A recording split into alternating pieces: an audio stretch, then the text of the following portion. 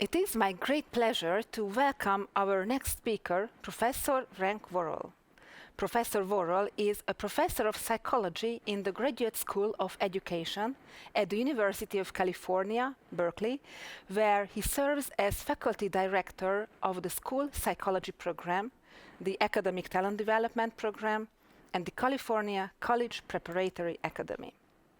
His areas of expertise include academic talent development, at-risk youth, cultural identities, teacher effectiveness, and the translation of psychological research findings into school-based practice. In his research, he examines the role of psychosocial constructs as risk and protective factors in relation to students' educational and psychological functioning. Professor Worrell is the author of more than 200 articles, book chapters, and book publications, including The Psychology of High Performance, Developing Human Potential into Domain-Specific Talent, which was co-edited with Rina Subotnik and Paula Olszewski-Kubelius, and which was the winner of the 2020 NAGC Scholar Book of the Year Award. Furthermore, Dr. Worrell is the 2021 president of the American Psychological Association, the APA. Today, he will speak about diversifying gifted and talented education, the so-called GATE programs. Thank you, Frank, for accepting our invitation. The floor is yours. Good day, everyone. I would first like to express my thanks to ECHA for the invitation to present to you today. I also want to say that my thoughts are with all of you who have been negatively affected by the ongoing pandemic, COVID-19, the reason why this presentation is virtual and not live. In addition to the health and well-being concerns that the pandemic has raised, COVID-19 has also highlighted ongoing racial and ethnic disparities in income, education, and many other aspects of life, issues that are related to the topic of my talk today. My title today is Diversifying Gifted and Talented Education, an Uphill Battle for the Field. I'm going to go through this in several parts. I'll first begin with a discussion of the status quo, disproportionality or underrepresentation in gifted education, and then briefly highlight common reasons given for disproportionality. But before diving into those reasons, I'm going to then pivot and talk about our definition of giftedness. Because how we define giftedness, how we identify students that we classify as gifted, this identification process has implications for how we interpret disproportionality. Next, I'll talk about the evidence base for the common reasons. And then I will say what I think the reason is for disproportionality and why it's an uphill battle. And then I will conclude with some suggestions for things that we can do as we move forward. So disproportionality in gifted education can be defined as follows, right? That the percentage of certain groups in gifted education programs, for instance, African Americans and Latinx, are substantially lower than their percentages in the school population. Concomitantly, the percentages of certain groups is substantially higher than their percentage in the school population. That's basically the idea of underrepresentation. And let me actually take a moment here to apologize for using US data. I'm based in the US, but I would like to suggest that many of the issues that you are facing in your countries, I think the comments are going to apply. So let's take a look at this. So if we take a look at the school population versus the population of students in gifted and talented education, we can see that African Americans are underrepresented, Hispanic Americans are underrepresented, and that Asian Americans are overrepresented, European Americans are overrepresented. The other groups are very much, Native Americans are a little bit underrepresented, but their numbers are incredibly small. Underrepresentation is also present in higher education and especially at selective schools. And this is important to note because I think sometimes when we think gifted education, we think K-12. But if we are thinking gifted education as outstanding performance, strong academic performance, or performance in other fields, this should not be as surprising. So here's the US population. In 2017, as you can see, 54% of the US population was white, 14% Black, 22% Hispanic, 6% Asian, 1% two or more races. And now let's look at the Ivy League. So you may have heard of this. This is a group of selective universities that have a long history. They're considered very selective and so forth. And remember that 54% of the population was white. When we look at the Ivy League, we recognize actually that in many cases, the population of white students is actually comparable to their population in the percentage, like 52% at Brown, or they're underrepresented, 40% at Columbia. So at Dartmouth, they're 56%, but in every other case of the Ivy League, the whites are not overrepresented. When we look at African Americans, on the other hand, remember that they are 14% of the population. We see that they are substantially underrepresented, 4%, 9%, 8%, and so forth in these selective institutions. And similarly for Hispanics, who are 22% of the population, but they are underrepresented, 13%, 18%, 10%, and so forth. Some other selective private universities, we see a similar pattern. The African Americans are underrepresented. They are way below that 14% threshold, although there are regional differences. For instance, there are 11% at Duke University in the South, but they are substantially underrepresented in other places. European Americans, again, are underrepresented, slightly underrepresented in many places, but there are a couple of places that are overrepresented. Georgetown, for instance, in Washington, D.C., they're overrepresented. Asian Americans are overrepresented everywhere. So they have 6% of the population, but as you can see, Asian Americans, 50% Asian, 24% Asian, and so forth. And I'd forgotten to talk about Asian Americans in the previous slide. They're also overrepresented in the Ivy League, 24%, 17%, 24%, and so forth. And so we have this pattern, right, at least in higher education, which is, if we are talking about that as the top end of gifted education, where Asian Americans are overrepresented, African Americans and Latinx populations are underrepresented. My state, California, I'm at the University of California, Berkeley. Here are the statistics for California as a state. And I'm pulling this out not only because I'm here, but California is a large state. For example, our population is somewhere in the order of, I think, 40 million people, are larger than many, many countries. I think the 5th largest economy in the world. As you can see, the largest ethnic group in California now is Hispanic. So 39% of the state is Hispanic, 37% is white, 15% is Asian, 6% Black, 3% multiracial, 1% American Indian Pacific Islander. And how do the University of California, our flagship system, hold up when we look at underrepresentation versus overrepresentation? Again, when we look at, let's start with European Americans. European Americans are actually underrepresented at practically every campus. 30% white, 29% white. So they're 33% white here, right? And they are 37% of the state. Asian Americans are 39% of the state. So not Asian, sorry. Hispanic Americans at 39% of the state are also substantially underrepresented. 15%, 25%, 36%. So you see Irvine. Note the pattern that the more selective the campus, the greater the underrepresentation. So you see Berkeley, you see Davis, UCLA, you see San Diego, which are the more selective campuses, have greater underrepresentations of Latinx populations. When we look at Asian Americans, who are 15% of the state, we see that they're substantially overrepresented.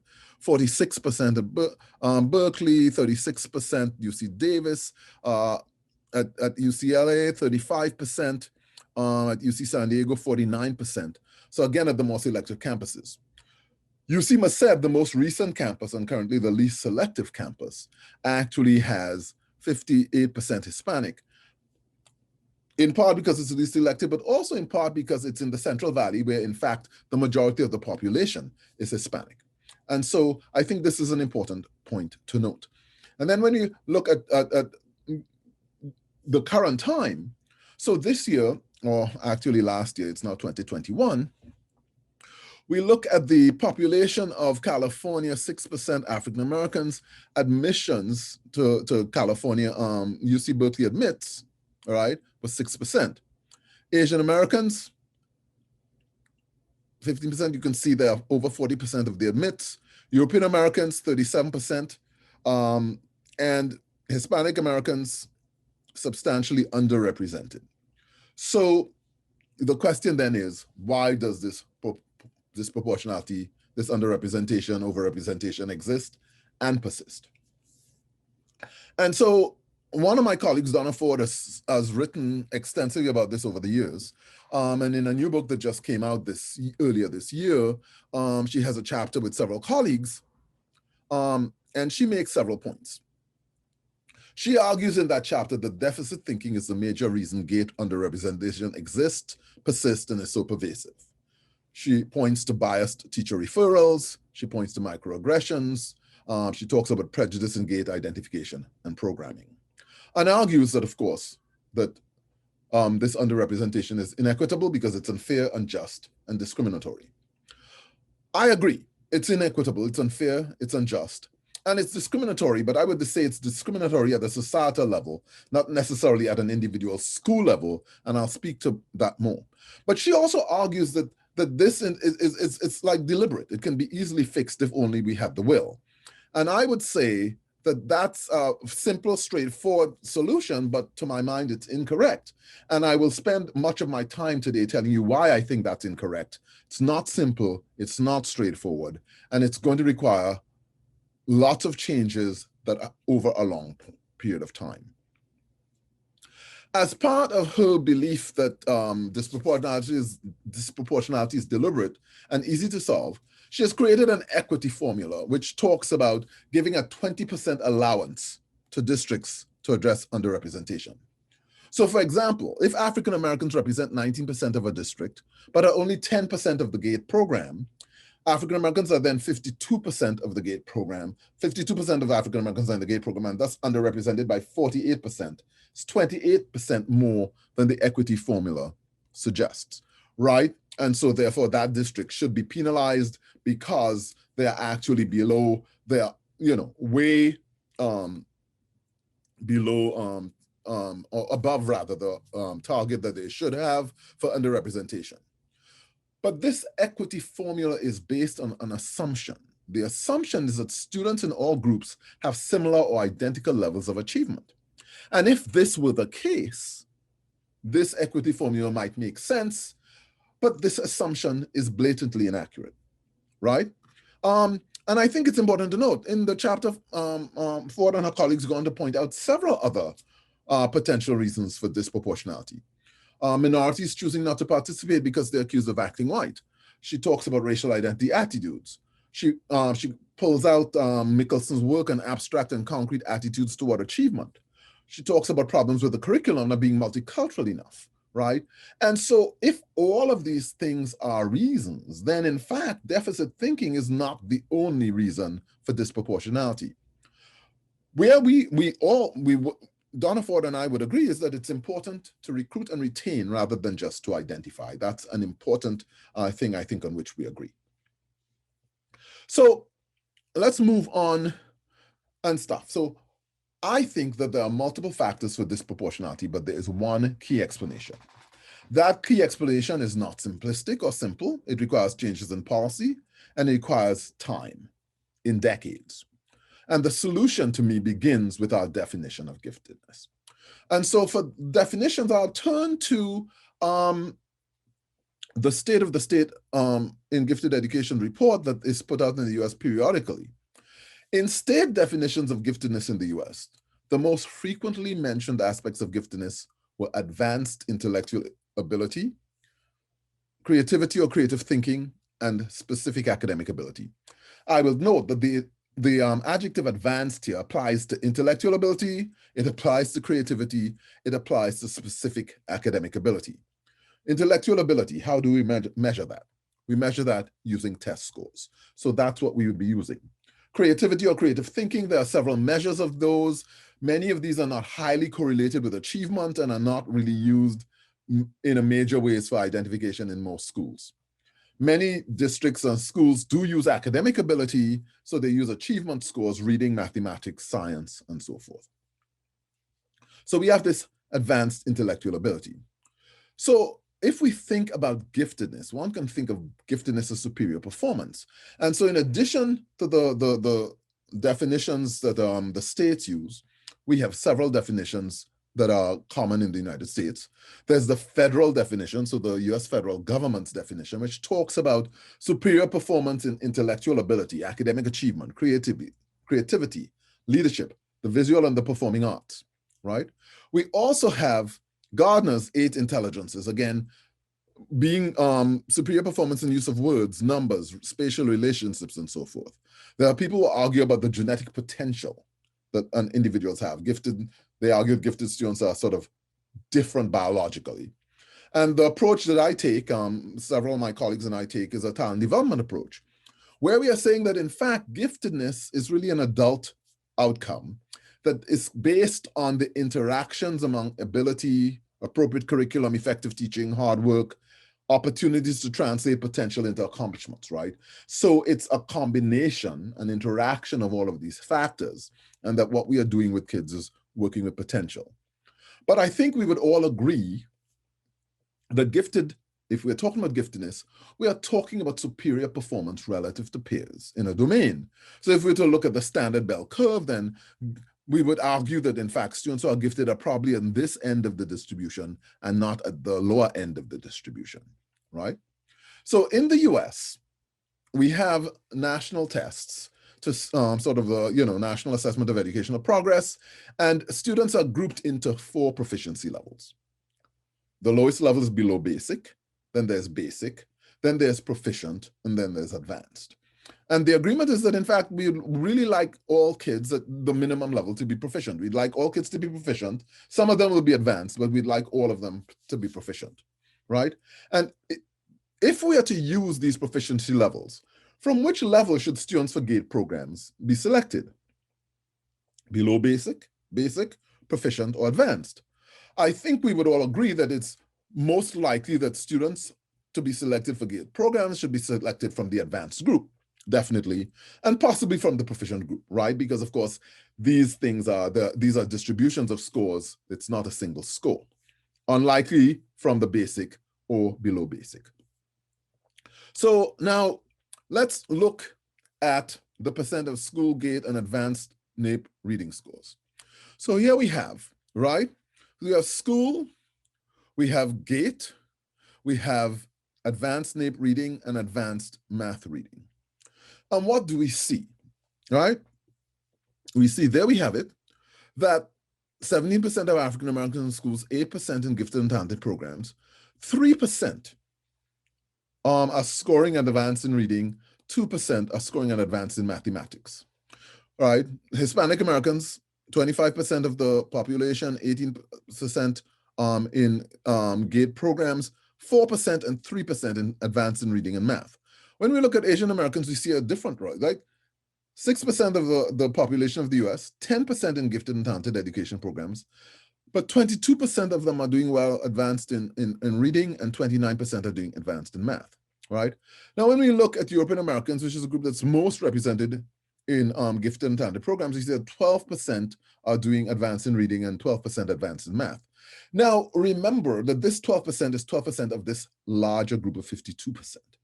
And there's going to be some overlap between these two 12%, but not every, there's some who are going to be advanced in math, some advanced in reading, some advanced in both and stuff. And this includes all of these.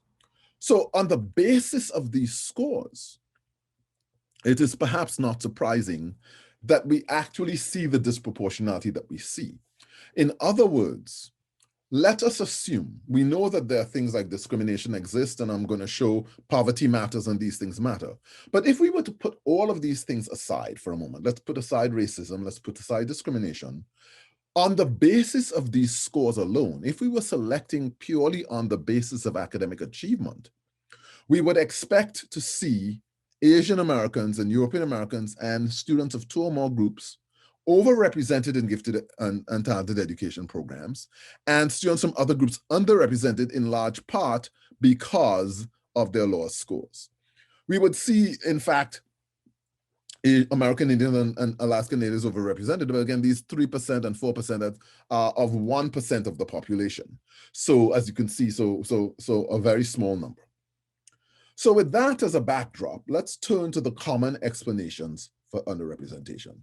And I'm going to touch on 4 of them today: test bias, teacher bias, low socioeconomic status, and cultural variables. Starting with test bias. So the criticism of bias in testing is typically directed against tests of intelligence and other standardized tests, including tests of reading, mathematics, and so forth. But I think we often forget that bias is a technical term. Many people argue that the fact that, in fact, African Americans get lower scores on IQ, they get lower scores in reading and mathematics, that these mean differences in scores are an indication of test bias. But in fact, those of us in the measurement community know that that's not an indication of bias. It is a signal that you need to look at the scores, pay attention to see if they are biased, but means group differences in and of themselves are not indicative of bias, right? So let's take a look at this. Consider these 3 groups of 10-year-olds, right? Group 1 comes from households with a swimming pool. So these may be households that have money, whatever, but they have a swimming pool in the backyard. Group 2 comes from households that live near a lake or a river, right? So Group 3 comes from households without swimming pools and that are also not near a lake or a river, right? Now I'm actually choosing people from these 3 groups to be on the swim team. So I'm putting them they come to school and I'm giving them a swimming test and stuff. Which group on average do you think will do least well on this test? Right? If we were in person, I'd wait for you to answer, but I'll have to provide the answers myself to my questions today. The group that will do least well on this test, on average, will be the group that comes from households without the swimming pool that are also not near a lake or a river, right? Does that mean that the swimming test is biased? The mean scores are going to be different. Group 1 and Group 2 will have a higher mean scores on swimming than Group 3, right? It does not mean that the test is biased. It speaks to opportunity to learn, not to bias, right? Another example, I'm originally from Trinidad and Tobago. It's in the Southern Caribbean, 7 miles off the coast of Venezuela. I think the lowest recorded temperature, to the best of my knowledge, was something like 66 degrees or something like that.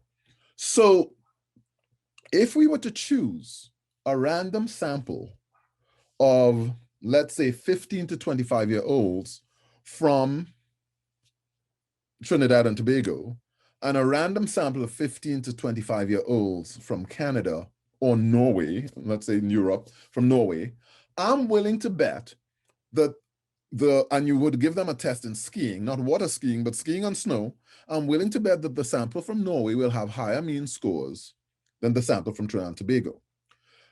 At the same time, if we were to do it on water skiing, I'm willing to bet that the sample in Trinidad may have higher scores than the sample in Norway, right? Again, opportunity to learn, right? So, because at the heart of things, tests give us information about people's ability to do things, right? And so all that's, it's construct validity, and construct validity is made up of many parts. Reliability is one aspect of it, how consistent are scores, and do the consistency of the scores differ by group membership? In fact, so are the scores more reliable for one group than for another? Validity, so concurrent validity, other kinds of validity. Are the scores measuring what we want them to measure? And are they measuring the same construct in different groups, or are they measuring different constructs, right? All of these things are addressed using, a variety of statistical techniques, including one that's called differential item functioning, to look to see, are the scores that we are getting differing by males and females, Blacks, whites, Hispanics, Asians, and so forth. We look at those tests. And in fact, standardized achievement tests are all subject to these kinds of analyses because, as many of you may know, America is a very litigious society. We love to sue. If in point of fact, scores are in fact biased against a group and are being used to make decisions that are going to affect people's lives, you can be sued, and in fact, you would lose that lawsuit if it can be demonstrated that these tests are substantially biased and you have not done anything about that. So I'll run through briefly some data going back a number of years, going back about 2 decades, 3 decades, on, just pulling from different tests just to show some of these issues of bias. So let's start with internal consistent reliability. It's the most common one used. And so this is the WISC-R. This was the second Wechsler test. Back in 1991, Kaufman did a study looking at the internal consistency reliability African Americans, European Americans, right? And what do we see? That in fact, the internal consistency is consistent across those two groups, right? Another type of reliability is called test-retest reliability or stability. Here's a 1999 study by Canivez and Watkins where they are looking at the stability of IQ, and they are, in this case, they're looking at 3 groups: African American, European American, Hispanic American. And as you can see, again, the scores are comparable across groups. Now, this one is a little lower than these others, but this, when you look at that, it's a 0.10 difference. These are not substantially different in the way we look at these things.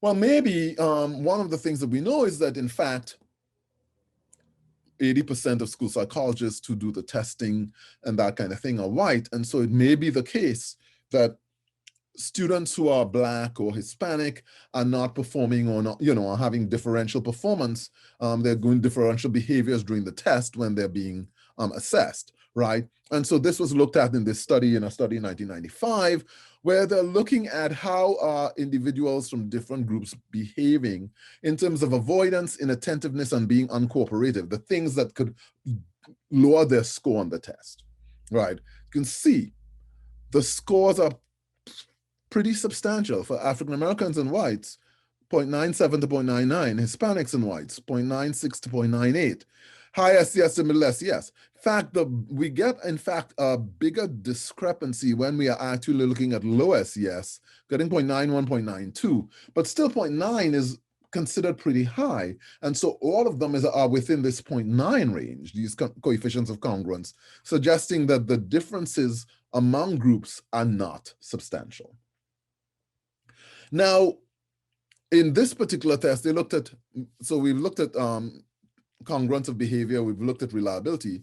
This one looked at structural validity, and structural validity is the test working the same way among groups? And again, so the CFI, you want that to be as close to 1 as possible. You want this to be close to 0. This is goodness of fit, this is misfit. So this is good fit, this is misfit. As you can see, the fit is 0.99 to 0.984. The misfit is 0.057 is the largest one to 0.035. Now, despite that, there was misfit. Some of the scores didn't. There are 2 subtests that did not work quite as well with things. Picture span and figure weights, right? Picture span and figure weights. But it's important to note that despite those tests not fitting quite well, we still got substantial fit, right? And to look at this, right? So when we look at figure span and so forth. So figure weights, here it is, contributes to fluid reasoning. But you'd note the verbal comprehension factor, that was fine. The visual spatial was fine. The major contributions to IQ scores were actually similar across Blacks and whites. And again, so another set of evidence that there's not substantial bias in the test. Now, I'm showing this for this test. This is the WISC-3. I think we now have the WISC-V. But these patterns that I'm reporting have been shown from the WISC going forward to the WISC-V and another test of this type. When we look at IQ scores, these are IQ scores. So this is the normative sample for the WISC-3. The mean IQ, typically mean IQ on the Wechsler scales are 100. We see that the mean IQ is about 103 for the white normative sample, it's in the 90 to 88 range for the Black normative sample. This is a 15-point difference. Actually, that has reduced. I think it's now somewhere about 8 or 9 points, right? But this difference in mean scores, of course, has implications if we are using IQ to identify for gifted. And so that's very clear, right? But the difference is not based on discrimination or something like that. It's based on the scores that the students are getting. Now, important to note that the test is doing what it's supposed to do in some sense. This is a referral sample.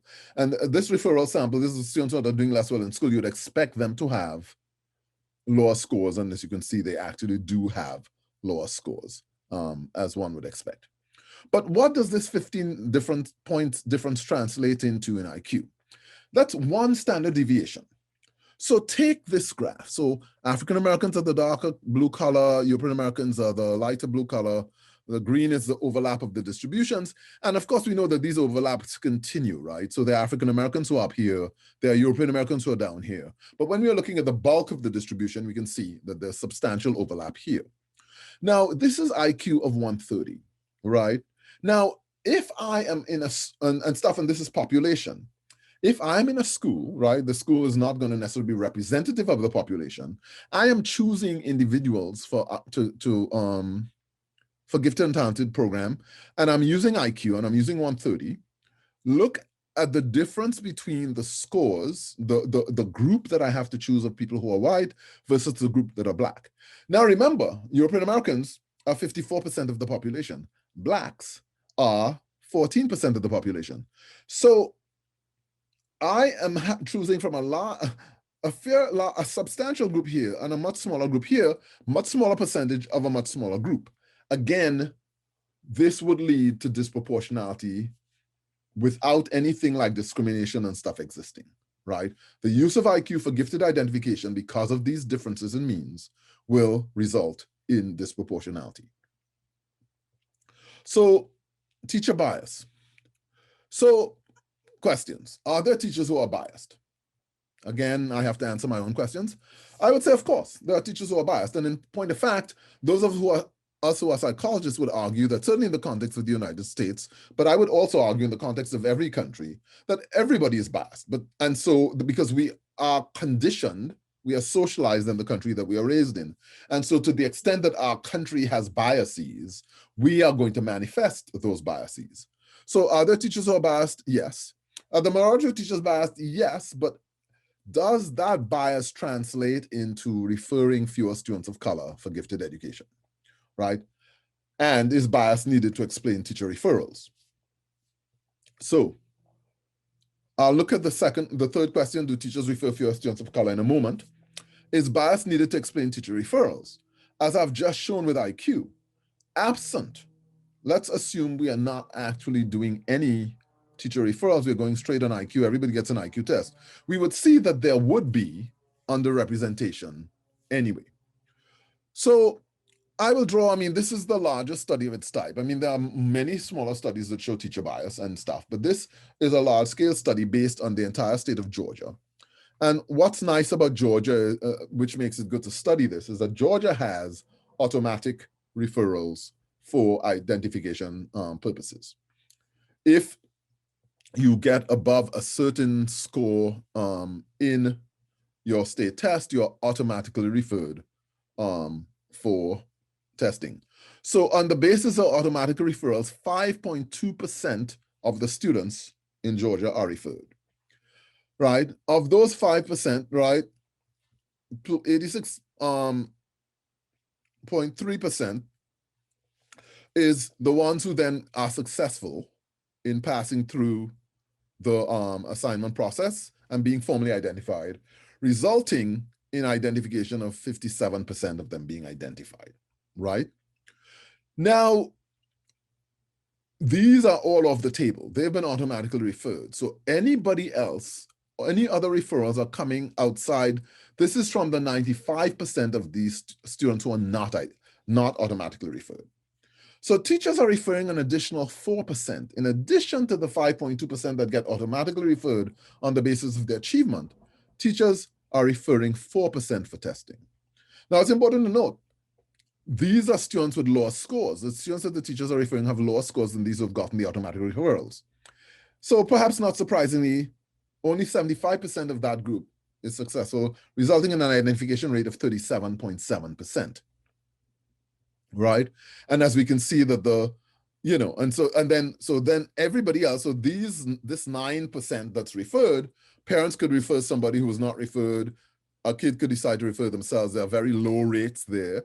But as you can see, again, the success rate is even smaller in these groups, right? Now, what's interesting is when we look at the referral rate by race and by SES, right? And again, this is just for Georgia, but it's the best data that we have on this topic.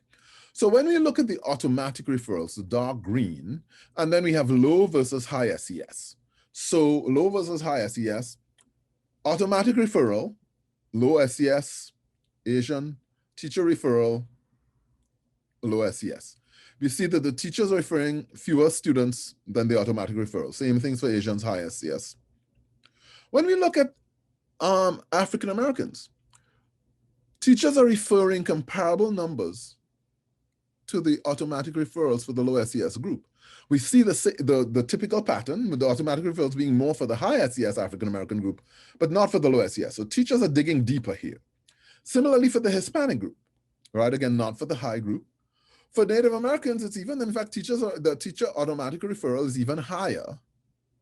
You know, it's a reverse pattern that we've been seeing for low income, low SES Native Americans, right? Go back to the traditional pattern. And then for whites, so at least in this sample, in the data from 2006, we'd have to look at these data over time, of course. Even white students that, in fact, in the low SES groups, teachers are actually putting kids forward who were not chosen automatically, and they're actually doing so at comparable rates of the automatic referrals for low SES students, even though they're not doing it for high SES referrals, right? So that's one set of data. A more recent study, right? Ricciardi et al. Did a study where they looked at in a district in Texas, I believe it was. I'm not sure about that. But they looked at white and Latino students, and they found that they were more likely to be identified as gifted than Black students. So this is actually controlling for poverty and early academic performance. That even, so all other things being equal, white and Latino students are more likely to be identified than Black students. So there's some bias against Blacks in the system. They found that English language learners, boys and those who attended public school pre-K programs, were more likely to be identified, controlling for other factors. So again, there are things that are interacting, because English language learners, are more likely to be identified, but they're more likely to be Latino and Asian, actually. And then those who attend public preschool programs. So there are interactions here, right? And one of the things one wants to know is who's attending pre-K programs. So they did a hierarchical logistic regression predicting gifted placement for all students. And we look at step 3 here to see what are the things that are contributing. So English language status, right? Which one typically would think of as something that would result in you not being identified. In this context, they were being over-identified, right? Free reduced lunch, so that's poverty, that's gone away. It's not significant, it's almost 1. Gender, males are being over-identified relative to females. We have whites and Asians being overrepresented next to Blacks, 1.9 times. Latinx, 1.3 times more likely to be identified than Blacks, the Hispanics and stuff. And white and Latinx, though, are less likely to be identified than white and Asians, right? Again, we're looking at preschool type, so this goes away, it goes down. If you have a center care-based preschool, it's a little lower. For the family care preschool, it's at 1. School readiness at age 4. These are all, around 1, right?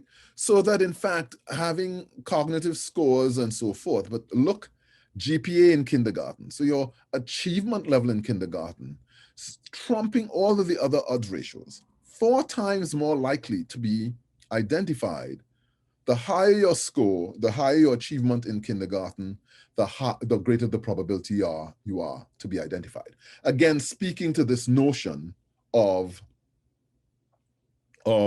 of achievement, right? Contributing.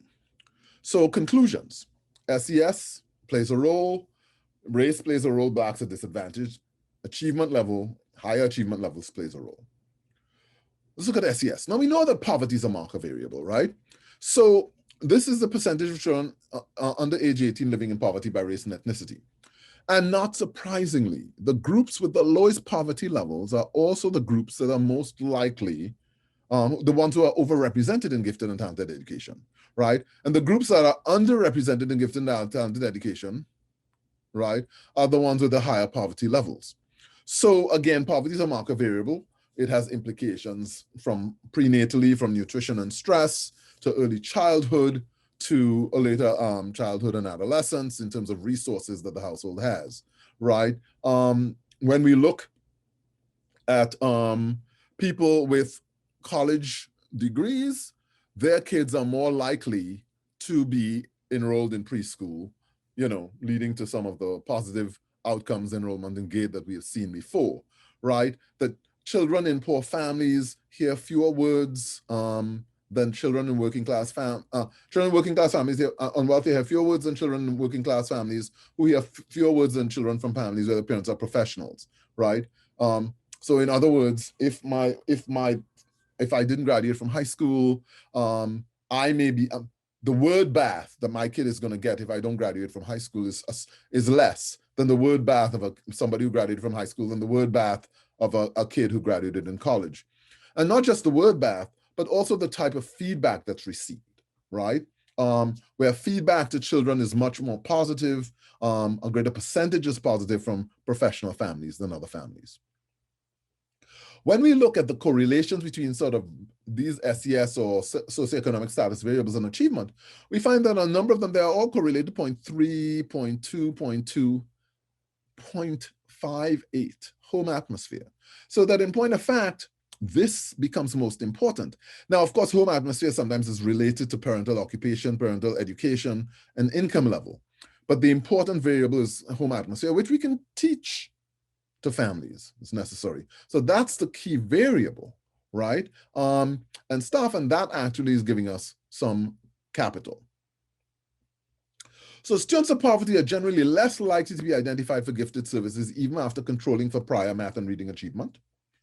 Within districts, even after controlling for reading and math schools, poorer schools in a district have lower identification rates.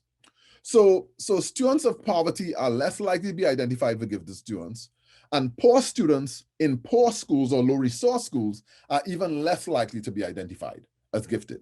So we know that poverty plays a role.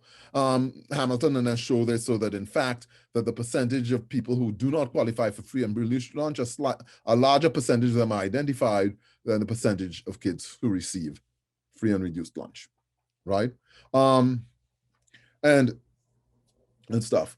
Although I bring us back to the McBee study because teachers are recommending them at similar rates. But as we saw in the chart, that the kids who are not identified automatically, they are less likely to be identified even when they are referred forward. So poverty matters. So next one then, cultural variables. I'm not going to spend a lot of time on this, although I think it's critically important. We need to do a lot more research in this area. For me, the two critical variables here are identity and belonging, right?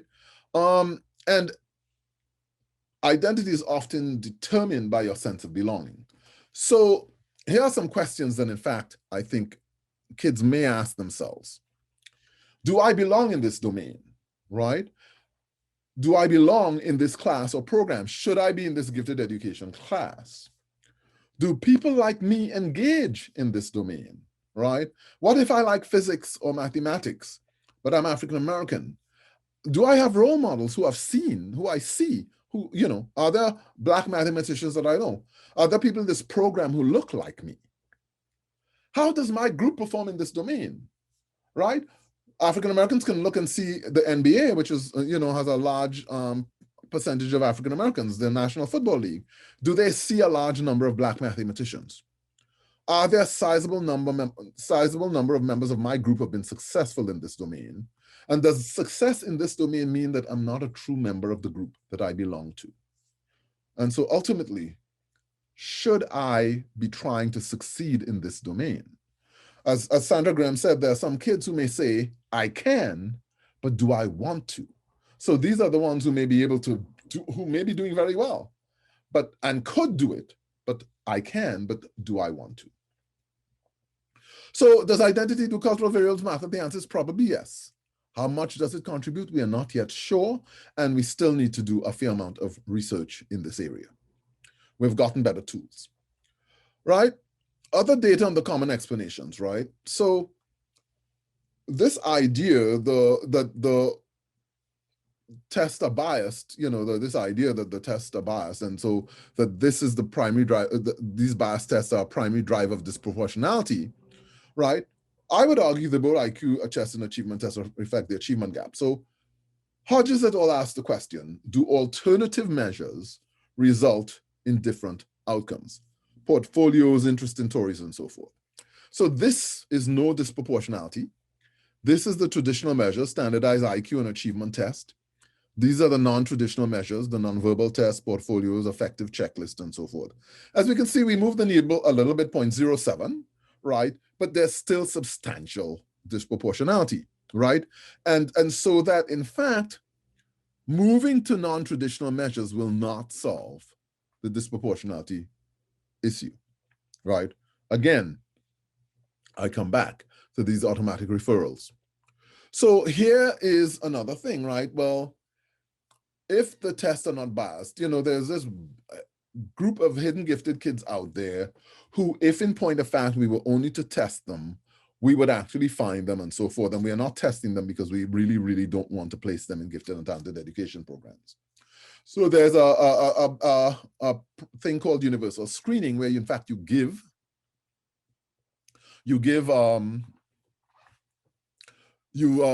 everybody, you test everybody, universal screening. And so here's a study where, the district, the blue line, no universal screening. The district with the red line, no universal screening, then it goes away. And we can see, yes, there's an increase in terms of the number of people who are being identified. But like the 0.27 to 0.34, look at the, so the identification rate here is between 0.035. At its highest, it becomes like 0.055. Again, we are making a difference, but not a substantial difference. That doesn't mean we just shouldn't do it. But again, universal screening is not going to solve the problem, right? It's not finding the hidden gifted that people think are on there. So my explanation for underrepresentation is there are long-standing and pervasive achievement gaps. Jonathan Plucker has called them excellent gaps at the upper end of the distribution. That's what we saw, the percentage of kids who, in point of fact, are scoring at the advanced level, right?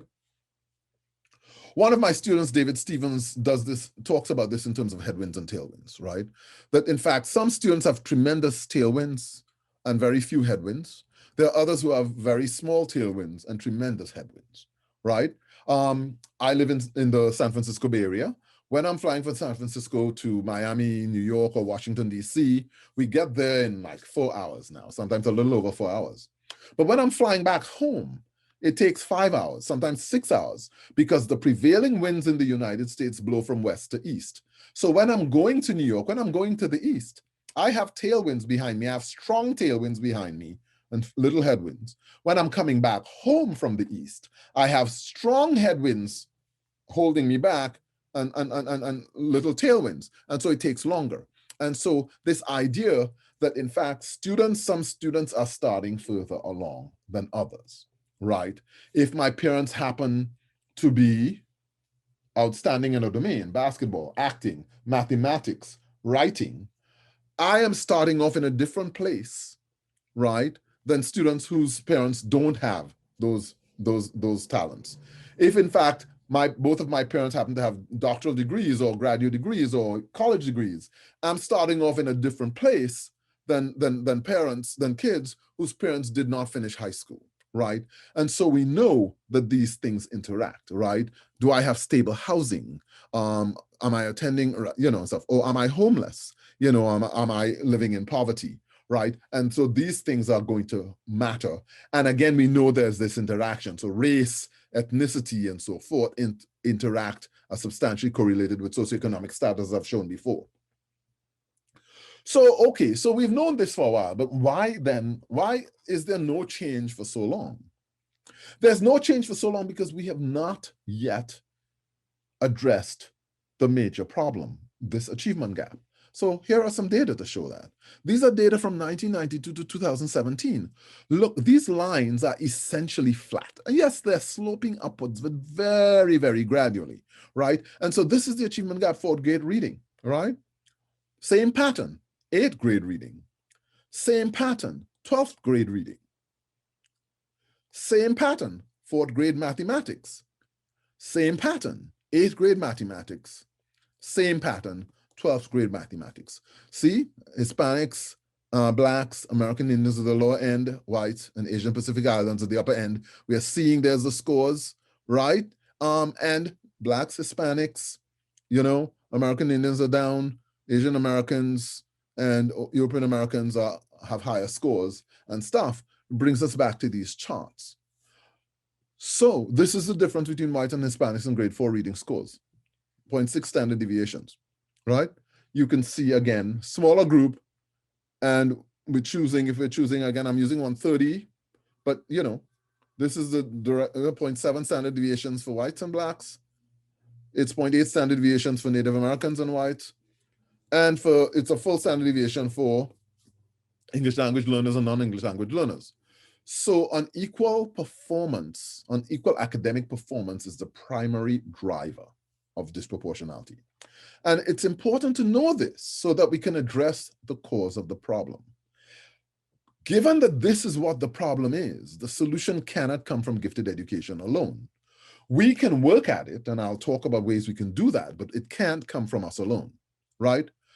Let us look at these data again in slightly different ways, right? These are data of students. Now, I remember those 4 NAEP scores: below basic, basic, proficient, and advanced. So these are people who are scoring in the basic or below basic levels. For American Indians, 81% in 2005, 80% in 2019. It's not really gone anywhere. Asian American Pacific Islanders, 60% in 2005 who was scoring below proficient. It's 45%.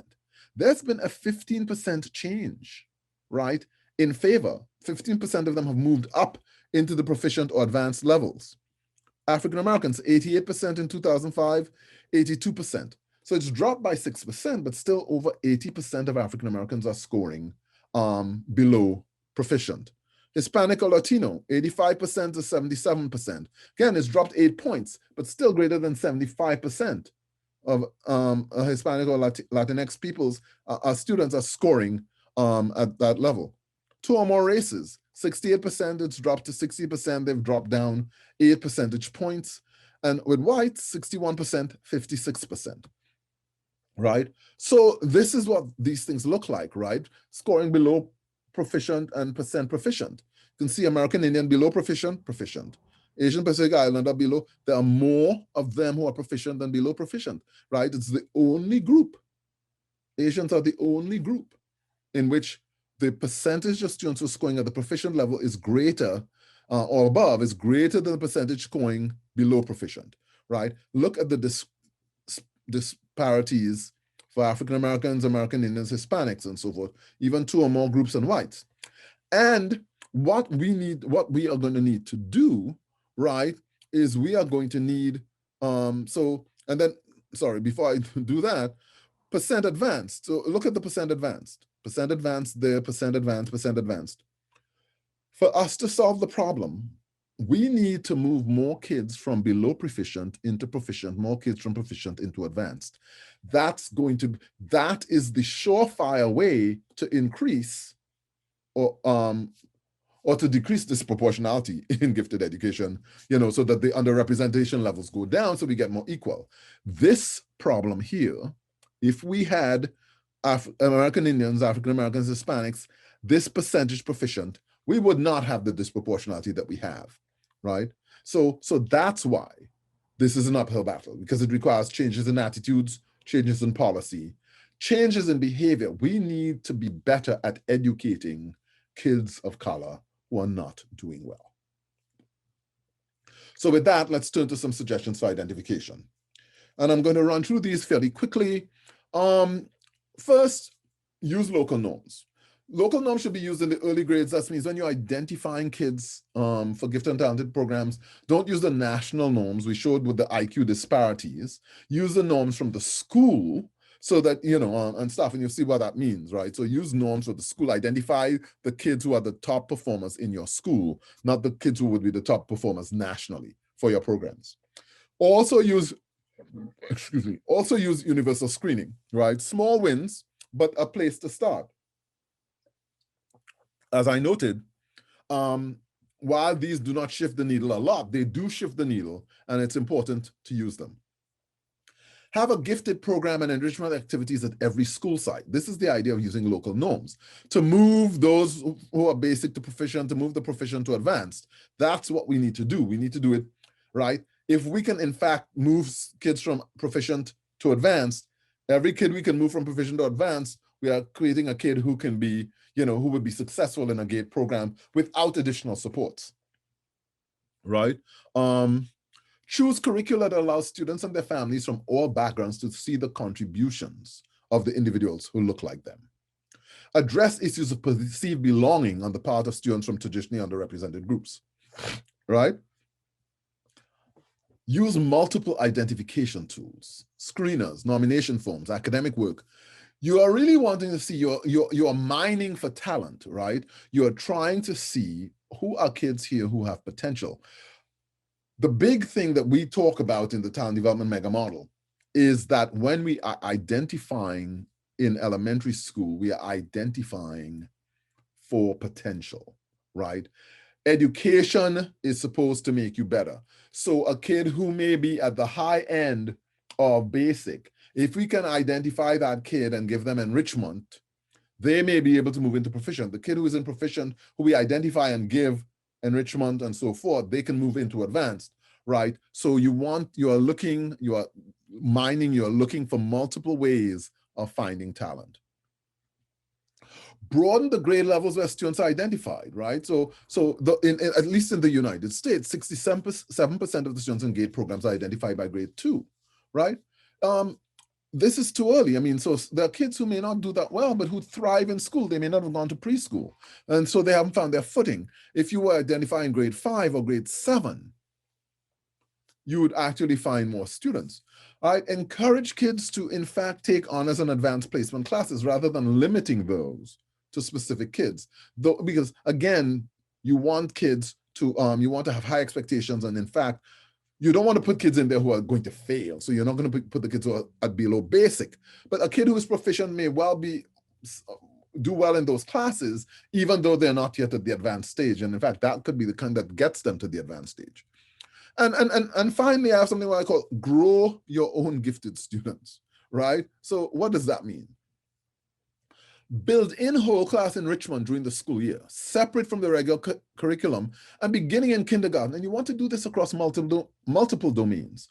You don't just want to do it in academic domains. I was not the most diligent student academically. I did okay. But, I actually repeated a grade in school. And you know why I repeated a grade? Because I could have gone on to the pre-university classes in another school. But I chose to repeat at the school I was going to because of music. I was engaged in music at that school, and music is what had me coming to school. So you want to build in enrichment because you don't know what, in fact, the kid's passion is. And the passion, a kid may do okay in school, but their passion may not be the academics. And so you want to do enrichment across multiple subjects. You want to begin enrichment classes early and continue through the summer, especially for kids who are coming from homes with less social capital, right? So, right. And remember that the goal of enrichment classes is to teach kids to fall in love with the subject. As Benjamin Bloom said, early teachers are to teach you to fall in love with the subject, because as you move forward in a domain, things get more difficult. If you are passionate about it, you're more likely to persist. Think about the teachers who are teaching their subject. So the student, math is often a problem for kids. Are the teachers who are teaching mathematics in your schools, do they like mathematics? Are they happy teaching these classes? What are they communicating outside of the information? What attitudes are they communicating to students, right? Have enrichment classes work on meaningful and interesting problems in age-appropriate ways. Joran Ruzuli's school enrichment program speaks about this, right? That you want to have kids be doing meaningful work that's age-appropriate. If you are using IQ as one of the criteria, use a cut score closer to 110 or 115 than 130, right? I mean, it's interesting, right, that we set this cut score so high, right? When we think about sport, for example, right? Something like 50%, I think that may be in another slide, something like 50% of middle school students are engaged in sport, right? Fewer than 1% are in the National Football League, the National Basketball League, and so forth. But the pool that they start from is a much larger pool. It's not just the top 2% of students. Building learning and talent development opportunities outside of the regular school day, chess, math club, astronomy, cultural activities. Partner with local universities and community organizations to identify role models and tutors, right? So there may be many universities, at least in the United States, have fraternities and sororities. Some of them are cultural specific, African-American or fraternity, sorority.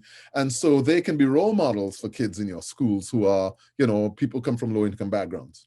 Celebrate student growth as much as you celebrate student success. Celebrate success in all domains and develop a talent development culture in schools and classrooms, beginning with kindergarten, that we can all get better if we put in the effort, right? Ultimately, right, giftedness is a characteristic of adulthood. It is developed over time with opportunities, effective teaching, and task commitment.